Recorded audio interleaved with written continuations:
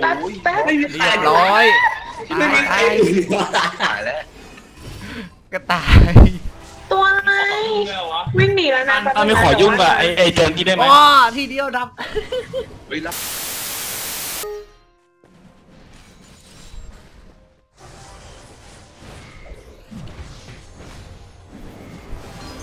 เดี๋ยวโคตรอยู่ห่างเลยเนี่ย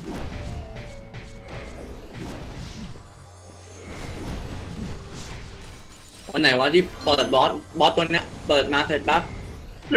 ตีไปได้แต่แป๊บบอสโอ้ยอะไรเนี่ยเวลาใครเปิดสภาพอย่างนี้เด็กจัดครับผมดูอยู่ครับไอ้เต้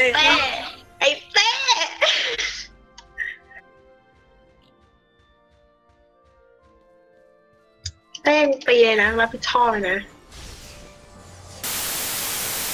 วิธีตีบอสตัวนี้คือต้องปล่อยใครก็ได้ทุกคนยืนรับดาเมจบอสทั้งหมดอ่ะแล้วที่เหลือต้องเป็นตัวฮีลได้แต่ว่าจะไปยืนรับให้ทุกคนมันสกิดก็ตายแล้วแต่ว่าจะไปยืนรับให้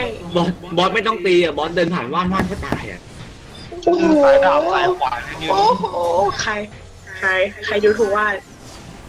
เมื่อกี้ครีมบุกป่านะกินคนเดียวเลยทำขวานพี่เหรอเดี๋ยวมานะคะพี่เกียรติเข้ามาเป็นเม็ดทรายนับภาษาอะไรกับอับขวานบอสกิลครับบ้านเรียกบอสกิลพี่เกียรติออนอ่ะฮะเห็นตัวพี่เกียรติเอ้ยพี่ว่าไม่เหรอพี่เกียรติด้วยเหรอสายแทงเอาไม่อยู่ว่าเปลี่ยนตัวยอมกันเลยวิ่งหากันมี2 ตัวด้วยฮะแต่ยังเขาว่ากัญชาในมือก่อนจริงเนี่ยถ่ายวิดีโอไว้เนี่ยเดี๋ยวก็เห็นถ่ายงี้ก็ได้ครับแต่ขอให้จิตทองตัวนี่เติมโคตรกากเลยอะไรเต้อะไรโอ้ยมันบินบ่อยทำไมปล่อยบอสขวานมาแล้วเต้ก็รับเซนดากอนิกอยู่ครับมาดูเต้ก็ได้พี่ผมรู้แล้วตกปลาถ้าได้เบ็ด35มานะเนี่ยบอสแม่งก็ใส่ของเอ้ยใครคนเรียกบอสมาอีกตัววะเดี๋ยวโอ้เรียก2 ตัวเกียร์ตัวนู้นก่อนกูเปลี่ยนเป้าหมายเลยกูลงเต่าเลยไม่เต่าสกิลมาเกียร์ต่อโอ้โห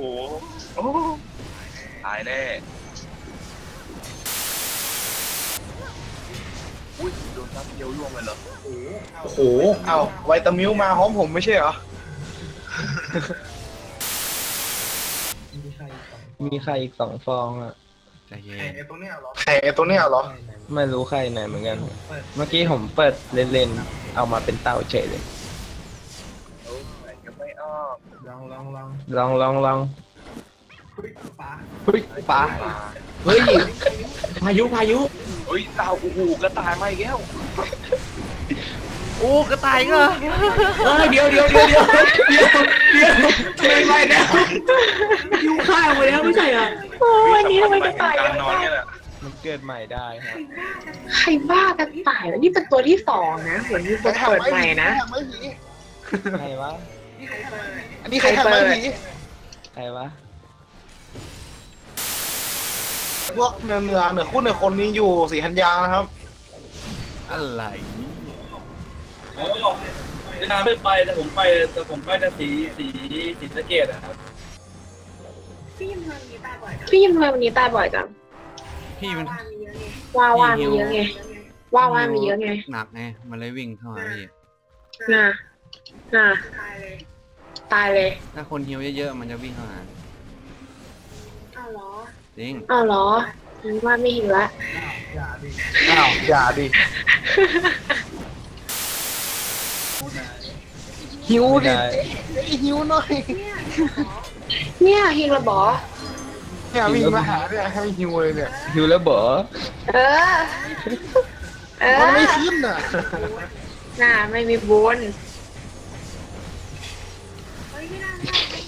เฮ้ยไม่ได้ต้องฮิวคนในตี้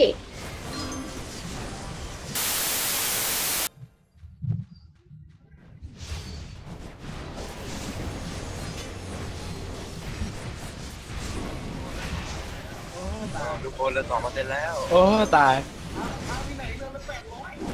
พามีไหนเรือนละ800